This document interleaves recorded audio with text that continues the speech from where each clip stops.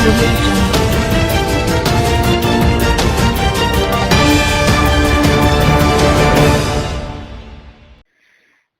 علیکم، آپ دیکھ رہے ہیں کے نیوز چینل۔ خبر شامل کرتے ہیں عارف اعلیٰ سے۔ عارف اعلیٰ سے ہمارے بیورو چیف شفیق پھول کی رپورٹ کے مطابق حکومت پنجاب کی ناقص پالیسیوں اور محکمہ بلڈنگ کی غفلت اور فنڈز کی عدم دستیابی کی بدولت تحصیل ہیڈ کوارٹر ہسپتال میں ایم ایس کی رہائش کے لیے بنائی جانے والی بلڈنگ کئی سالوں سے التوا کا شکار ہے۔